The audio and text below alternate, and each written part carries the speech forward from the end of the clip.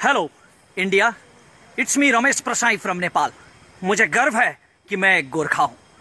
पिछले वीडियो में जब मैंने इंग्लिश में पिछला वीडियो जारी किया था तो उसके कमेंट में कुछ हिंदुस्तानी दोस्तों ने कहा था कि रमेश जी ने हमारे देश की, इंडिया की बेइज्जती कर दी है। नहीं करना चाहता, कोई भी नेपाली इंडिया की बेइज्जती नहीं करना चाहता। हम तो सबका सम्मान करते हैं, लेकिन आप लोगों के वो इंटेलेक्चुअल टेररिस्ट, वो बौद्धिक आतंकवादी अर्नब गोस्वामी और उसके फेलो पत्रकारों ने मेरी मातृभूमि की इतनी बेइज्जती कर दी कि मुझे उन्हें उन्हीं के लहजे में जवाब देना पड़ा। वैसे भी हम आपकी तरह गांधी के देशवासी तो है नहीं जो एक गाल पे थप्पड़ मारे तो दूसरा गाल आगे कर दे। हम तो भक्ति थापा के देशवासी हैं जी। हमारे यहाँ तो जब माँ बहन का अपमान होता है, जो कोई माँ बहन की बेइज्जती पे उतर आता है तो उसका जवाब खुकरी से दिया जाता है। तो इस मिट्टी का बेटा होने के नाते मेरा भी ये फर्ज था कि मैं अर्नब गोस्वामी जैसे बौद्धिक आतंकवादियों की उस बेइज्जती का, जो उन्होंने मेरी मातृभूमि का अपमान किया, उनका उन्हीं के लहजे में जवाब देता।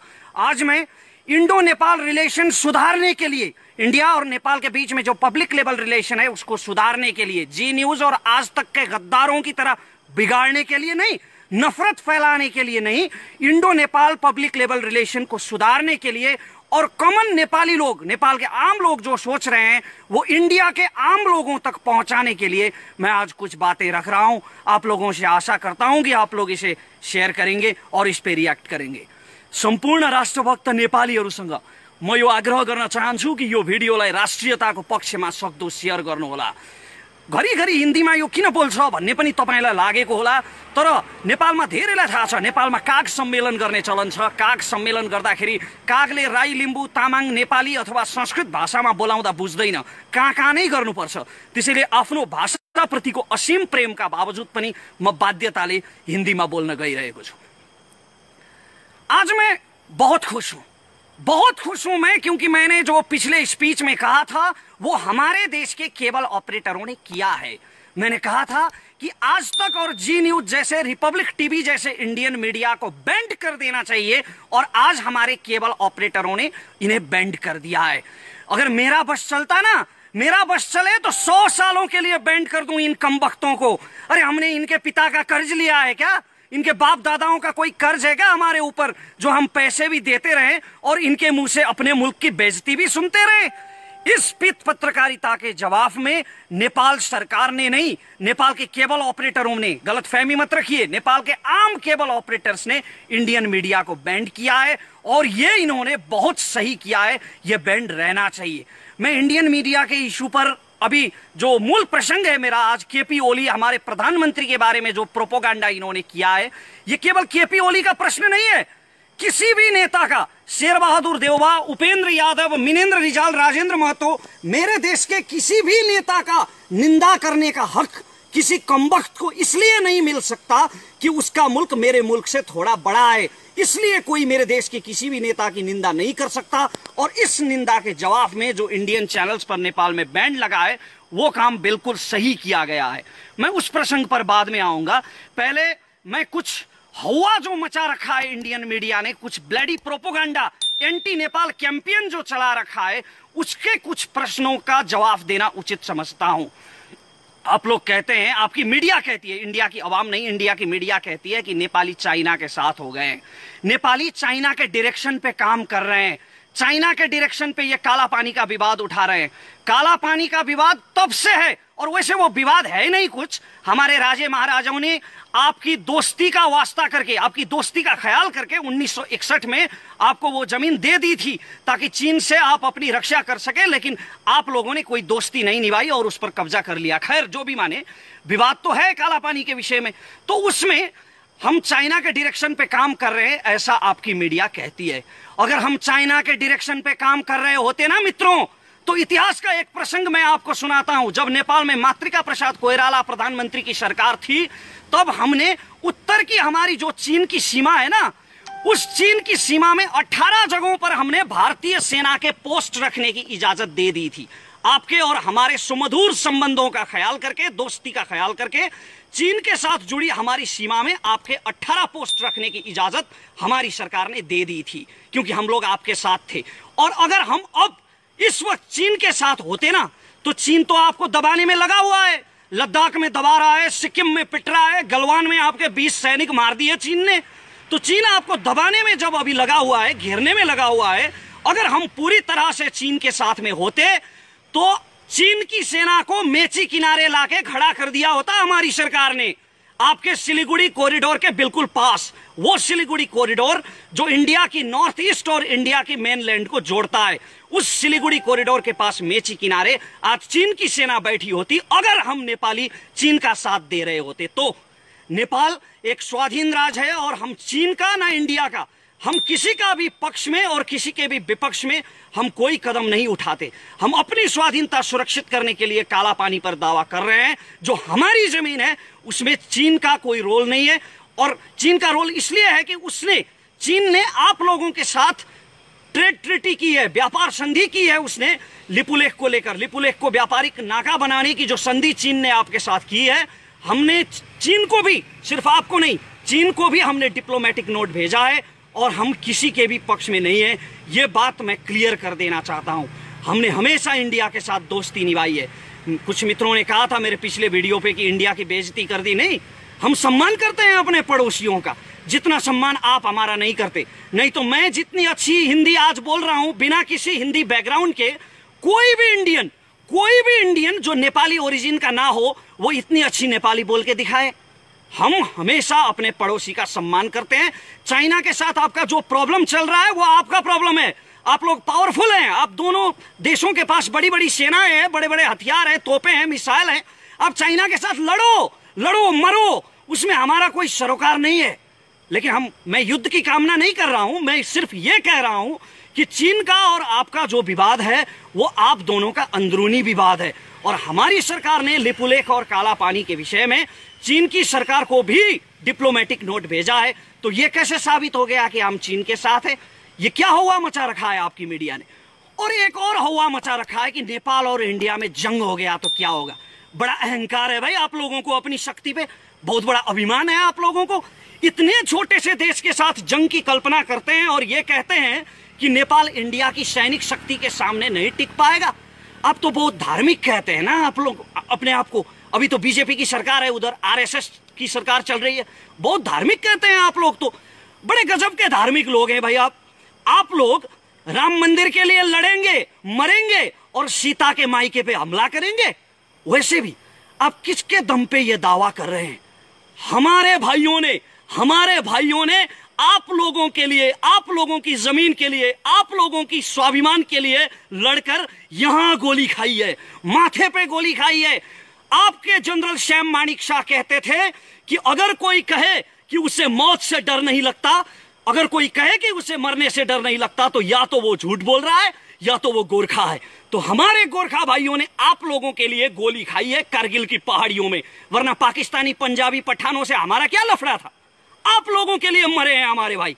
अभी मैं नाम गिनवाने जाऊं तो 1000 के करीब हो जाएंगे और ये वीडियो ऐसे 100 वीडियो कम पड़ जाएंगे। हमारे भाइयों ने जो पुरुषार्थ आप लोगों के लिए किया है वो गिनवाने जाऊं तो ऐसे 100 वीडियो कम पड़ जाएंगे। हमने हमेशा दोस्ती निभाई है और आप लोगों ने अभी इस दोस्ती का लिहाज नहीं रखा है। और आप लोग नेपाल से युद्ध की बात करते हैं। आप लोगों को शर्म आनी चाहिए, लज्जा होनी चाहिए नेपाल से युद्ध की बात करते हुए। हमने हमेशा आपके साथ दोस्ती निभाई है। लश्कर-ए-तैयबा का टेररिस्ट आसिम भटकल और टुंडा जो नेपाल में छुपे हुए थे, वो हमारी अथॉरिटी की मदद से इंडियन अथॉरिटी के हवाले हुए हैं। अगर हमारी अथॉरिटी नेपाल में मदद नहीं करती तो थोड़ी पकड़ के इंडिया ले जाते उनको। डॉक्टर अमित कुमार रावत, आपके किडनी माफिया का किंग, जब यहां छुपा हुआ था तो हमने उससे पकड़कर आपके हवाले किया है। तो हमने हमेशा भारत का सम्मान किया है और भारत से दोस्ती निभाई है। लेकिन ये आप लोग हैं जो इस दोस्ती के खिलाफ जा रहे हैं।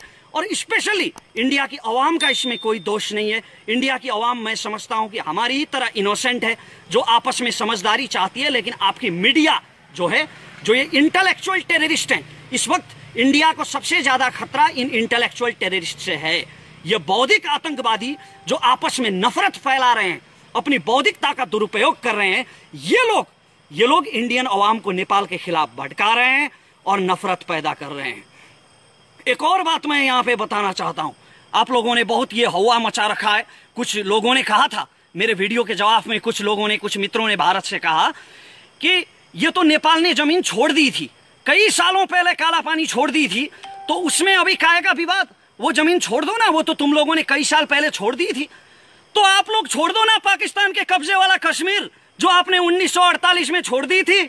आपके प्रधानमंत्री नेहरू ने तो युद्ध विराम कर दी थी, सीजफायर लाइन वहां पे खींच दी थी, तो वो अभी पाकिस्तान के पास है। तो आप लोग क्यों दावा कर रहे हो उस कश्मीर पे? छोड़ दो ना। बुरा लगा ना मेरे ये कहने से? बुरा लगा ना? ऐसा ही बुरा लगता है, ऐसा ही, ठीक ऐसा ही बुरा लगता है जब कोई अपने देश की स्वाधीनता के बारे में ऐसा कहता है। जमीन 1 इंच भी क्यों ना हो, अपनी जमीन अपने को प्यारी होती है। और आप लोगों की तरफ से, भारत की तरफ से एक मीडिया पर्सन ने यह भी कहा था, मैंने एक मीडिया आर्टिकल सुना था जहां वो सज्जन ये कह रहे थे कि अभी काला पानी हमारे पास है, नेपाल के पास नहीं है। तो आपके बाप दादाओं का जहां तक राज था, आपके बाप दादाओं ने जहां तक अपनी सीमा फैलाई थी, क्या वहां तक मांगोगे आप लोग? इस हिसाब से तो नेपाल सतलज तक था पश्चिम में, और पूरब में टिस्टा तक था। हाँ, सही कहा, मांगने को तो हम वहां तक भी मांग सकते हैं, दावा हम वहां तक भी कर सकते हैं। ये मैं कोई अर्नब गोस्वामी की तरह हवा में नहीं चिल्ला रहा हूं, पागलपन के दौरे नहीं पड़ रहे हैं मुझे, हिस्टोरिकल फैक्ट की बात करता हूं। 1950 में जब नेपाल भारत मैत्री संधि हुई थी, तो उस मैत्री संधि में यह कहा गया था कि सुगौली संधि खारिज हो चुकी है और ब्रिटिश सरकार से हुई सारे समझौते खारिज हो चुके हैं। तो इस हिसाब से अगर सुगौली संधि खारिज हो गई तो टिस्टा से सतलज तक की जमीन तो हमारी हुई ना। अगर आप लोग सुगौली संधि मानते हैं तो सुगौली संधि के नक्शे में लिखा है, उसके डिस्क्रिप्शन में लिखा है कि काली नदी का ओरिजिन जो है वो लिम्पियाधुरा है। वो ब्रिटिश के नक्शों में लिखा है, कई नक्शों में लिखा है, और इतना भी दूर जाने की जरूरत नहीं है। अभी तो बीजेपी की सरकार है ना वहां, आरएसएस के कार्यकर्ता तो बस स्कंद पुराण उठा के देख लें। स्कंद पुराण के मानस खंड के 9वें, 10वें और 11वें श्लोक में महाकाली नदी का वर्णन किया गया है, और उसमें यह लिखा गया है कि लिपुलेख पर्वत से पश्चिम का भाग जो है लिम्पियाधुरा, वो काली नदी का ओरिजिन है। तो या तो आप लोग सुगौली संधि को मानेंगे और लिपुलेख, या तो आप लोग सुगौली संधि को मानेंगे और लिम्पियाधुरा काली नदी का ओरिजिन होगा, या तो आप सुगौली संधि को नहीं मानेंगे। अगर खारिज मानेंगे तो फिर टिस्टा से सतलज तक हमारा है। और अब मैं मूल प्रसंग पर आता हूं, जो हमारे प्रधानमंत्री के बारे में अभी प्रोपोगंडा चला रखा है आपकी मीडिया ने। अरे कौन कमबख्त गया भाई बालुआटार? जी न्यूज का कौन सा कमबख्त पत्रकार गया बालुआटार और उसने सुन लिया वो कन्वर्सेशन जो प्रधानमंत्री और चीन के राजदूत हो यांकी के बीच में हुआ था? किसने सुना वो कन्वर्सेशन और किसने रिकॉर्ड किया? किस बेस पर ले आए ये पीत पत्रकार ये कन्वर्सेशन? अरे बेशर्मो, कुछ तो शर्म करो। किसी देश के प्रधानमंत्री के बारे में बात कर रहे हो तुम लोग, और प्रधानमंत्री जो बुजुर्ग हैं, अभी अभी किडनी ट्रांसप्लांट हुआ है उनका, फिर भी दम उनमें इतना है कि एक छोटे से देश में बैठ के दिल्ली हिला रहे हैं। तो प्रधानमंत्री के बारे में ऐसे निराधार बात, ऐसे निराधार प्रोपोगंडा किस बेस पर फैलाए गए? किस कमबख्त ने वहां पे सुना और किसने रिकॉर्ड किया? ये कुछ नहीं, बस जी न्यूज ने कहा और हो गया। तो ऐसे जो इंडियन मीडिया ने ये प्रोपोगंडा फैला रखा है, इन्होंने जो ये फेक न्यूज फैला रखे हैं, इसमें इंडियन मीडिया का ही नहीं, इंडियन गवर्नमेंट का भी दोष है। अरे लॉ एंड ऑर्डर नाम की कोई चीज है कि नहीं आप लोगों के यहाँ? आप लोग तो बहुत बड़ी बड़ी बातें करते हैं कि भारत दुनिया का सबसे बड़ा लोकतंत्र है। तो लोकतंत्र में लीगलिटी नाम की भी कोई चीज होती है, लोकतंत्र में कानून नाम की भी कोई चीज होती है। और अगर भारत सरकार सच में नेपाल से दोस्ती बढ़ाना चाहता है, सच में नेपाल से बिगड़े हुए संबंधों को सुमधुर करना चाहता है, तो भारत सरकार को यह चाहिए कि जी न्यूज को तुरंत ब्लैकलिस्टेड करें। जी न्यूज और इससे जुड़े जितने भी मीडिया हैं, उनके ऊपर भारत सरकार को कानूनी कार्रवाई करनी चाहिए। अगर यह किया गया तो एक उदाहरण होगा, और नेपाल के लोगों के मन में जो भारत के प्रति जो अविश्वास खटक रहा है, वो अविश्वास कुछ हद तक उसका समाधान निकल पाएगा। तो ये भारत सरकार को करना चाहिए, और इंडिया की आवाम, इंडिया की जनता जो नेपाल और भारत का संबंध सुमधुर हो, सुदृढ़ हो, ऐसा चाहती है, उन्हें भी ऐसे चैनलों का बहिष्कार करना चाहिए। ये इंडियन मीडिया है ना, जो ये पूरे साउथ एशिया के लिए कैंसर बन चुका है, ये ब्लडी प्रोपोगंडा यूनिट बन चुका है। इनको कोई सच नहीं चाहिए, सच का व्यापार करते हैं ये। और इससे केवल नेपाल ही पीड़ित नहीं है, सिर्फ हम ही पीड़ित नहीं हुए हैं इससे आपका भारत भी उतना ही पीड़ित हुआ है। ये लोग कोरोना के बढ़ते संक्रमण और क्वारंटाइन में पीड़ित भारतीयों की बात नहीं करेंगे। ये लोग एक पेपर में जो खाना खा रहे होते हैं, अखबार के कागज में खाना खा रहे होते हैं, जो उन पीड़ितों के बारे में बात नहीं करती है, उन गरीबों के मजदूरों के बारे में बात नहीं करती है। हिंदू मुस्लिम की बात करेंगे, तबलीगी जमात की बात करेंगे, कम्युनल हार्मनी को बिगाड़ने के लिए और उसका व्यापार करने के लिए। ये मैं फैक्ट के आधार पे कह रहा हूं, ऐसे ही नहीं कह रहा हूं। कोबरा पोस्ट ने, वो चाइनीज नहीं है कोई कोबरा पोस्ट, वो इंडियन मीडिया है, उसने एक रिसर्च किया था आज से 2 साल पहले, जहां पर आज तक, जी न्यूज और ऐसे बहुत सारे इंडियन मीडिया के मैनेजर्स और उनके सोर्सेस से मिलकर उन्होंने ये कंफर्म किया था, उनके रिकॉर्डेड बयान थे कि वो लोग पैसे के लिए किसी के भी बारे में घटिया समाचार छाप सकते हैं, किसी के भी बारे में प्रोपोगंडा फैला सकते हैं चंद रुपयों के लिए। ये कोबरा पोस्ट का रिपोर्ट है। और हाल ही में आप ही की एक इंडियन मीडिया ने रिसर्च किया है, जिसमें यह पाया गया है कि बड़े बड़े इंडियन मीडिया और न्यूज चैनल्स के मोर देन 90%, 90% से ज्यादा उनकी खबरें जो होती है वो हिंदू मुसलमान के बेस पर होती है, वो राम मंदिर के बेस पर होती है, ऐसे ही विवादों के बेस पर होती है, विकास के मुद्दों की वो बात नहीं करते। खैर, ये भारत का अंदरूनी मामला है, लेकिन नेपाल भारत का ये जो संबंध अभी इतना ज्यादा नफरत फैला है, इस नफरत के चलते इंडियन मीडिया को बैंड करने का ये डिसीजन, ये बहुत सही लिया गया है। और अंत में मैं ये कहना चाहता हूं कि हमारा जो संबंध है, ये रोटी बेटी का रिश्ता, रोटी बेटी का रिश्ता जो आप कहते हैं ना, आप लोग जो बड़ा भाई छोटा भाई कहते हैं, वैसे मैं बड़ा भाई मानता नहीं हूं इंडिया को, क्योंकि इंडिया से पहले हमारे देश की उत्पत्ति हुई है। और ये भी मैं फैक्ट के बेस पर कहता हूं। चाणक्य को आप लोग बहुत मानते हैं ना, कौटिल्य को, तो कौटिल्य ने अपने अर्थशास्त्र में लिखा है, जब मौर्य साम्राज्य नहीं बना था, जब चंद्रगुप्त मौर्य ने आपका वो अखंड भारत नहीं बनाया था, वो बनने से पहले कौटिल्य ने अपने अर्थशास्त्र में नेपाल देश का वर्णन किया है। तो इसका मतलब ये होता है कि अखंड भारत से पहले नेपाल का जन्म हुआ है। इसलिए मैं बड़ा भाई मानता नहीं इंडिया को, वैसे भी भाई तो हैं हम। तो ये भाईचारा नहीं हो सकता। आप किसी के प्रति इतना नफरत फैलाएंगे तो ये भाईचारा नहीं हो सकता। हमारा संबंध बहुत पुराना है, इतना पुराना जब मानव सभ्यता का ठीक से उदय भी नहीं हुआ था। हिमालय के हमारे किराती जाके हस्तिनापुर में लड़े हैं महाभारत की लड़ाई में, और राम जानकी का विवाह संगम, वो मुझे दोहराने की जरूरत नहीं है। तो इतिहास से वर्तमान तक हमारा एक सांस्कृतिक संबंध भी है, हमारा व्यापारिक संबंध भी है, हमारा बायलैटरल रिलेशन भी है। दोनों तरफ के लोग, अरे आपके देश से तो कई लोग तो यहाँ भिक्षाटन के लिए भी आते हैं। आपके देश में तो वैसे मैंने सुना है धंधा भी चलता है, ये धंधा भी चलता है कि किसी के पैर काट दो, किसी के हाथ काट दो और उसे भीख मांगने के लिए सड़क पे छोड़ दो। ये मैंने आप ही के मीडिया से सुना है। तो वैसे लोग, हाथ पैर कटे हुए लोग सैकड़ों की संख्या में यहाँ आके भिक्षाटन भी करते हैं। तो दोनों तरफ के लोग एक दूसरे के साथ काम करते हैं। और प्रधानमंत्री के साथ, प्रधानमंत्री के विषय को लेकर, प्रधानमंत्री के व्यक्तित्व को लेकर ये जो प्रोपोगंडा फैलाया गया है, इसके बारे में मैं ये कहना चाहता हूं कि ये प्रोपोगंडा अंतर्राष्ट्रीय रूप से भी इसने भारत की बेइज्जती की है। इसे पत्रकारिता के इतिहास में, विश्व पत्रकारिता के इतिहास में इसे काले अक्षरों से लिखा जाना चाहिए।